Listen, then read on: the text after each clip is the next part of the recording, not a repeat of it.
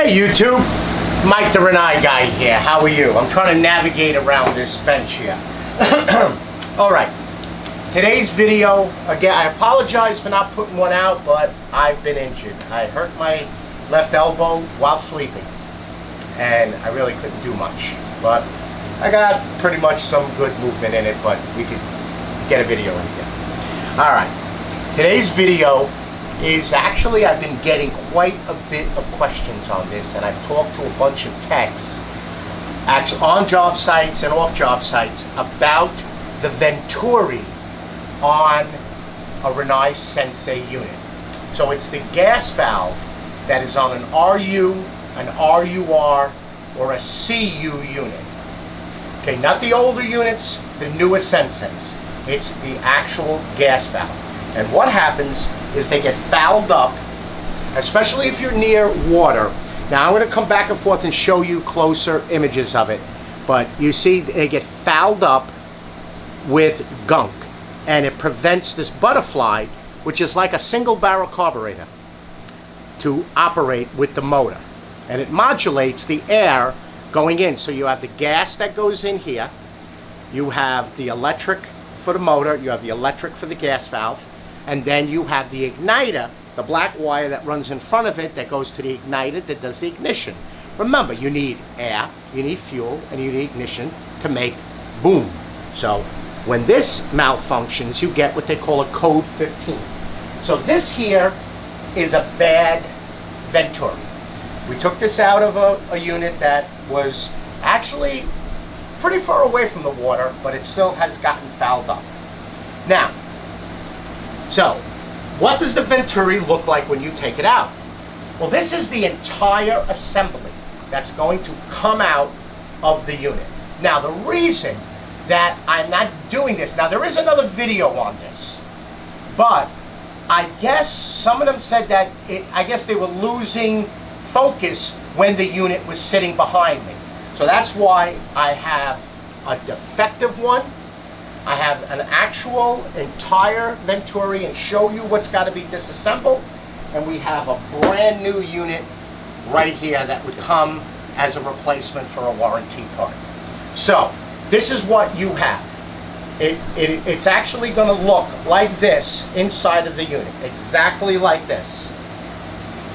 That's the way it's going to look in the unit. It has another air intake here that takes air from the actual chassis. This is the fan, takes air from the fan box, whether it's the separate air intake on the left or the concentric venting, which is the outer perimeter. Has the fan power. It has the motor power. It has the gas valve power. And you also have to remove a white wire, which is the freeze protection that's up in the actual vent box. And you should remove the igniter and the sensor just to get it out of the way. Now, what holds it in? These 3 screws. Let me put this down. These 3 screws are what hold the actual fan into the fan box. You have 1 screw, 2 screws, excuse me, 1 screw here, 1 screw here, and 1 screw here. These are mating points. So there's actually nubs that are sticking out that you mate this to that will hold it. Once you get it into this and it rests on top, I always put this top screw in first, not tight, and then the 2 bottom. Then you have the gas pipe. So this is the bottom. As you can see, there's a capture plate that stays on, and this here goes in the bottom of that, and then this gets screwed in like that with one of these screws. I'm just going to temporarily put it in here so you can get the idea, like that. And once that's tight, this holds this in from popping out. So once you remove this screw and the 3 screws on the top and all the wires, Remember, Rinnai wires only go to the mated part. And then you can actually move this to get this up enough and then take this whole thing out. So now, what do you need to disassemble?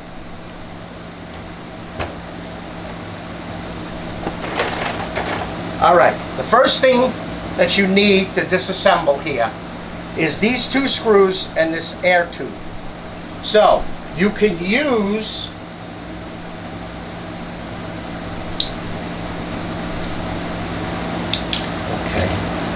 they are 7mm.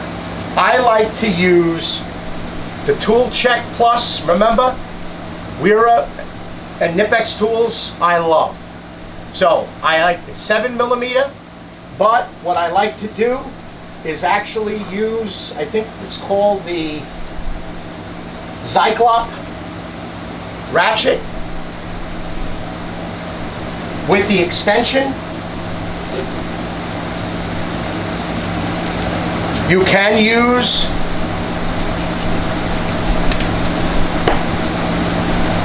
now again, this long screwdriver is the best. It's the laser tip to get in here and remove 1, 2 screws. Now, why do I use this long screwdriver? Because it makes the handle far away from any object that is going to cock the screwdriver. Now, this table right here, this is the DeWalt folding leg table. This is the table that we set up to work on. So what you see here is my setup, including this board, which I'll show you in a minute. So you remove these 2 screws.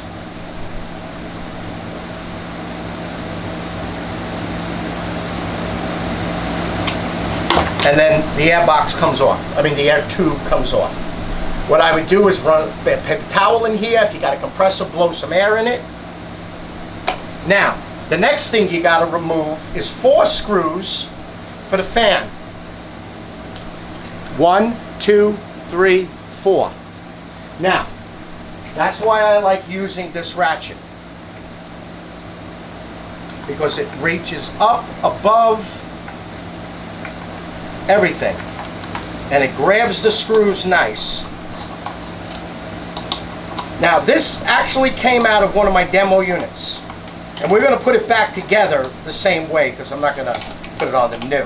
Once you get it loose, you can now take it out with a screwdriver.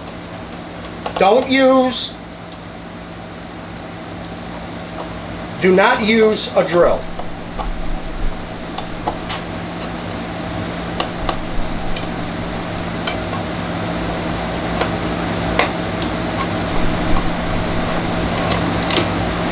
As you notice, see how I put the screws? They're the same screws, but I like putting them on the side so that they're not interfere. That's why I carry multiple trays. See, now this is, yeah, I'll show you this. This is a real defective. See how it's all fouled up? See all the build up in there? Okay, so now you got this all apart. Now this, of course, is going to be the bad one, so you're going to get rid of it. Now, you're going to clean the fan out, blow it out. There's a gasket on the fan. You see the black O-ring?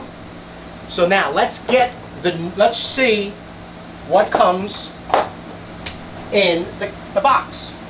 Now, it is a 106000117. That is the part number for the Rinnai part. It's right there. Take a little screenshot of it if you want to. So that's the part number, 106000117.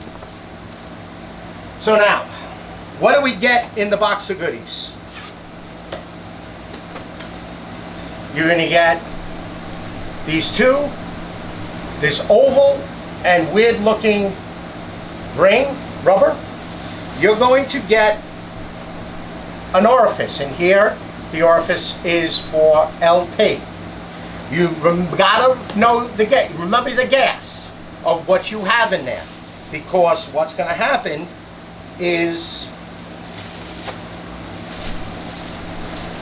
you're going to, so you're going to get a Venturi, but we're not going to use it because it's new.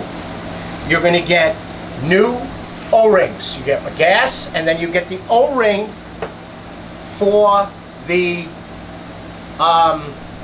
fan. You're going to get 4 new screws for the actual fan. You're going to get the instruction sheet, and then you're going to get 1 more screw, which I'm going to show you now what it is. So you're getting a single screw and then 4 screws. You're getting new O-rings, and then you're getting this here. This, and I'm going to, instead of breaking it open, I have, so when you order the unit, when you get the part and you give them the serial number when you call up tech, they're going to know that it's either natural gas or propane. But you could get a Venturi that is not your gas. So you're going to have to convert it. And I'm going to show you that in a minute. So it gives you, so right now it gives you a natural gas orifice in there, but you need propane. So this is the propane orifice. You're going to take out the 3 screws, you're going to put this in, and then you got new gaskets. 1 goes in the back, 1 goes on the front plate, but again, I'm not going to break it open because I'm going to show you what I have there. So that's what comes in the actual Venturi as a replacement. So let's just put this back together.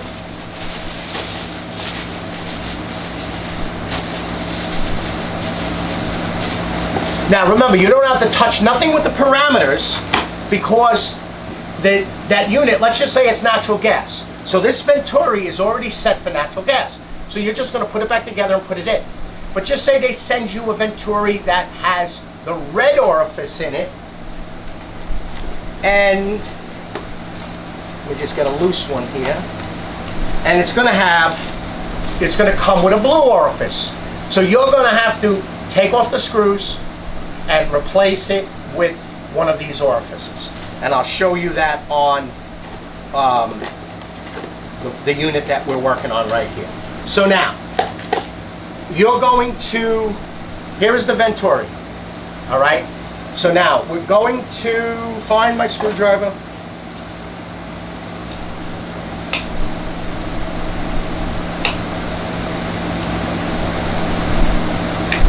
All right, we're going to take off. So let's just say you have, I don't know really which one is in this one. I think it's natural gas that I had as a prop. But we'll find out in a minute. So you're going to take off this front plate, and it's propane. So you're going to take off this front plate, and right there is the orifice. So just say you got to convert this to natural. You're going to pull this out. As you can see, there's that O-ring. So you're going to take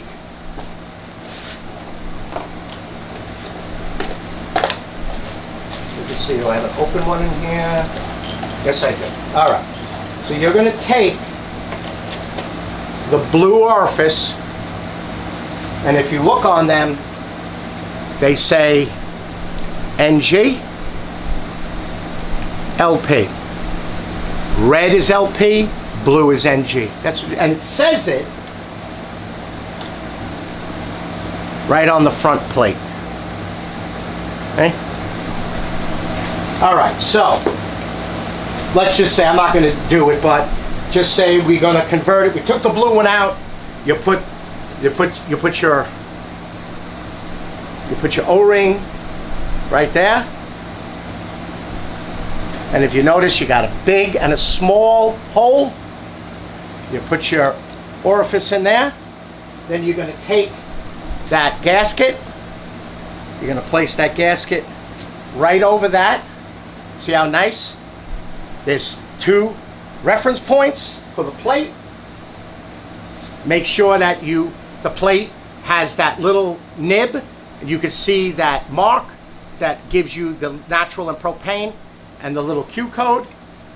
get that on the little reference point. I like to hold it just like this, but of course if you're doing one of these, say you got a unit that you're going to convert on the job site, you know, the unit might be standing, you know, on a wall. So it's just make sure that the gasket has seated in there, and they're pretty good.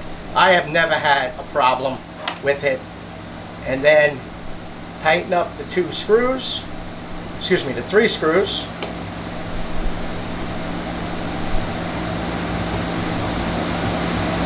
Okay, and now you're at the proper gas. Now, you don't have to mess around with the parameters because you're working on a unit that was, say, natural gas or LP. So that's it. You just gotta, they might have only had the part for the opposite gas and you just gotta convert it. But they give it to you. They give it to you. All right, now, what you're gonna do is you're going to now take and put, you got reference points on here, and you're going to find the reference point. There we go. So that's how, you see, all of your screws are going to line up. If you do it the way, like if you go opposite, they don't line up. They don't fit. The way I like to remember this is facing away, this is facing, okay, my right hand. Now I'm going to take my screws and I'm going to catch the ones that I can do with my finger real good and just get a couple of turns in there. You want to make sure you don't strip these. They have that centering piece on it, but you want to make sure you've got these screws in nice and tight. I mean, nice and straight. All right, so I'm in there. I'm going to tighten it down. Of course, we put in the new O-ring that's provided inside the kit. Tighten this puppy down.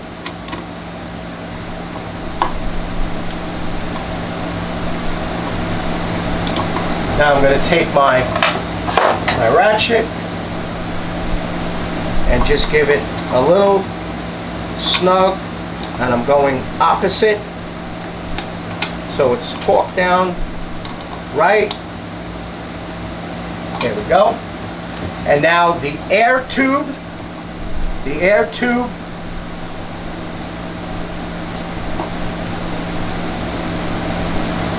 hey, come on. You know what it is, it's got all that buildup on there. Okay, so now the air tube is on. Now I'm taking my 2 screws.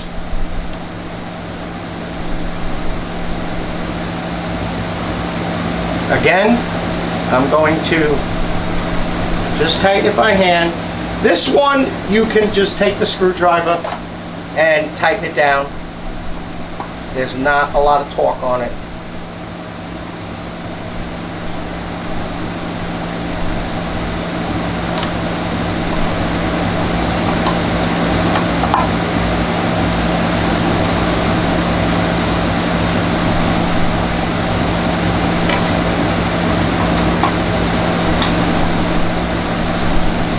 There it is. So that's how you'll be looking at it. This thing angles back into the chassis. This, what you're going to do is you're going to get this up and rest it onto the air box. And the gas, see how it's angled? That, of course, is down at the gas inlet. You're going to get this in, get it in nice, get that plate on. And then you're going to move, there's enough play that you can get this into the reference nibs, and then get that screw in, that screw, tighten it down, you're done. You put your power to the gas valve, power to the motor, power back to the fan. Now this and the thermistor are going together in one of those white holders. Put that back in. Put your igniter in and put in your flame sensor. Remember, you have shut the power off to the unit, disconnected the power, and now you turn the power back on and you're going to get it back. Now, I cannot tell you how to do a hard reset. what you would have to do is, if it doesn't go off the code 15, you're going to have to call Rinnai tech support and be patient with them. They'll get back to you. You're going to call Rinnai tech support, and there you're going to, of course, you already called them. You have the case number because you had to get the part. And then they're going to walk you through what you have to do to reset the unit. It's called a hard reset, but they have to do it, all right? Because they have to log it then. Now that's what it has to be done. So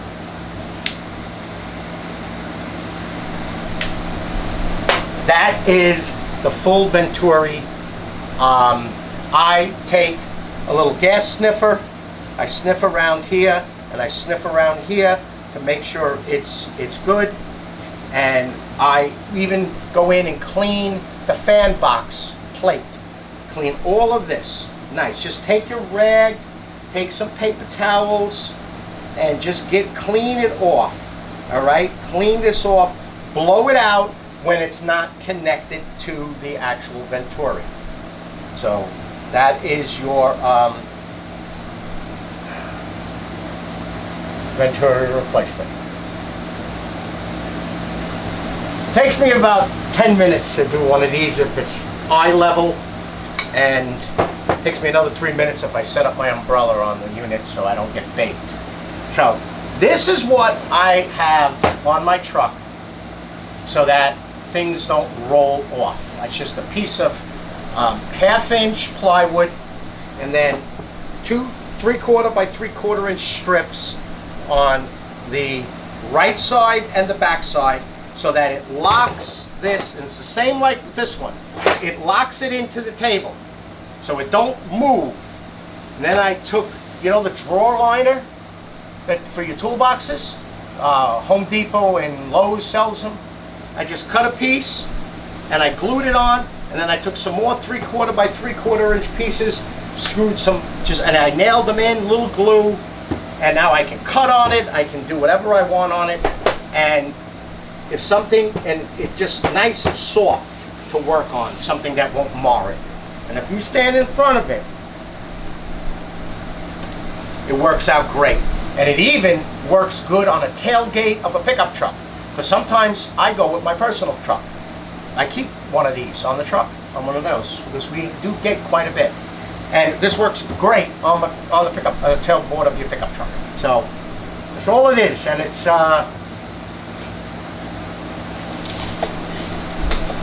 comes out to 25. I made it 25 by 12, 1/2-inch, 3/4, 3/4 edges, and 2 3/4 inch pieces. One here, one here. Prevents it from going this way and prevents it from going that way. Same with this one I have. I always demo on here. These things are great. Make it out of scrap wood, and Bob's your uncle. All right. So, if you are interested in any of the Wera tools, remember at KC Tools, you put in at checkout the Rinnai guy, you get a 10% discount for any of the Wera or Nipex tools. But as you can see, it's Wera. I love the Wera tools. I use also the screwdriver set. This, and it's a shorter version of this one. Let's see, is there a name on this? But it's it has Torx, Allen, Phillips, and one regular, and a holder, and it's the quick connect chock, and it's got longer bits, and it does fit in very good. But I love this screwdriver. It's a number 2.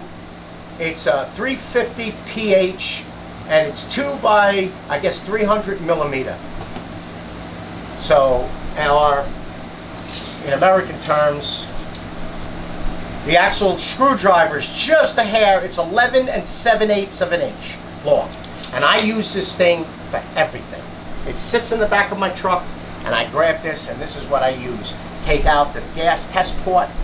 Okay, and speaking of gas test port, that's the one screw that I almost forgot. All right. If you notice on the new Venturi, this is a gas test port. I almost forgot this. All right, the old Venturi, here's the old Venturi, is going to have one. That single screw that I showed you, and let's make believe this is the single screw that came out of the box.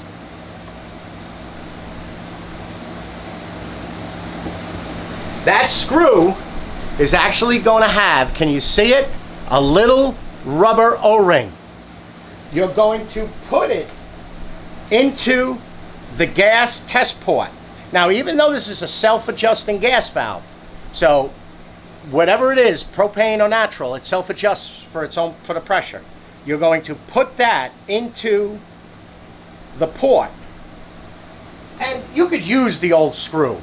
I mean, the unit's only 2 years old, a year and a half, and then just give it a snug, and now you're set. I'm sorry about that, but I'm BSing about other things, and I forgot that. So you have to remember to put that gas test port, and it comes as a single screw in the bag, in a little bag in the box.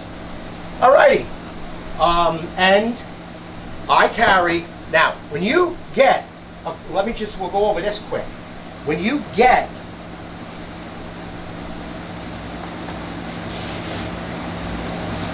a conversion kit, so you buy a conversion kit from, and all the numbers will be in the description below. When you get a conversion kit, you're going to get bolt orifices, you're going to get plates, you're going to get rubber O-rings. You see, I carry them. I even carry plates in here. I carry screws. Here's a good example of the test screw right here. So here's that single screw. I should have taken it out of the box and showed it to you. But that's the single screw that you're going to get in the bag. See, you got the little O-ring on it, and that's for the gas test port. I carry screws for the actual, if I lose, I drop one of those screws, I can't find it, I have extra screws for the plate. You salvage the stuff because you're always going to use it. Now, you're also going to get on the gas test, when you get the gas conversion kit, you're going to get a new rating plate. And that rating plate's got to go on. So just say you bought a unit, the only unit you can get was propane. You need natural gas. Well, you get the conversion kit, it's like 50 bucks. And like I said, it comes with, you're going to get bolt orifices. So if you got a unit that's propane, but it's natural gas, you're going to end up with 2 red orifices. And then you're going to put the blue orifice in, get the O-rings all together, put the plate on, tighten up the 3 screws, and you're done. And then you go into, once you get it hooked up and you power it, you hit the A button for 2 seconds, you get to the parameters. Now, of course, if it's an RUR unit, you got to set the parameters for recirculation, but you're going to go down to parameter number 10. So you hit the up arrow, and that will bring you to the higher numbers. So it starts at parameter 1, 2, 3, 4, 5, 6, and then you get down to 10. Now 10 is the gas type. So if you bought a propane unit, it's going to be on B. Oh, you need A. So you're going to hit the on-off button, and it's going to go from B to A. Now you're on natural gas. You're going to hit, of course, you set all the other parameters if it's an RUR. If it's just an RU or a CU unit, then there is no recirculation. There's no mode in there that you need to get to. You know, there's a higher temperature. There's a thing that tells you if you want to do it in 5 months, a year, 2 years for service, altitude. But you're not messing with that. You know, you could mess, if it's a commercial building, you may want 140, 160. Goes up to 180 for a CU 199. An RU and RUR goes up to 140. So you can hit that A to go over to whatever. It goes at 120 from the factory to 140. You can go down to C in 1 year. The controller will say it'll beep and it'll remind the owner to call you to service it. And then you're going to go down to 10, and you're going to go, like I said, the unit you bought was propane, but you need natural. You go down, up arrow, down to 10, hit the on-off button, and it goes to A, which will be natural gas. You hit the A black button for 2 seconds, and it goes back to the temperature setting, and then the unit will fire. It comes with a full set of instructions. I just don't happen to have it. I put my own rating plate on. Now, one thing you got to do. is if you convert these units, not changing the Venturi, if you convert this unit, you need to call Rinnai Tech Support and tell them, you have to give them, of course, the model number, the serial number, the address, and then they'll log into the computer that serial number has been changed from one gas to the other. Okay? All right, YouTube. I hope you enjoyed the video. Again, thank you for all of the comments, the likes, the subscribes, the questions, the emails. If you like a Rinnai Guy sticker, or if you have a question, my email will be below with all of the model numbers and the KC tools. Okay? You all be safe out there, and I hope you're enjoying your endless hot water, and I'll see you on the next video. Bye-bye now.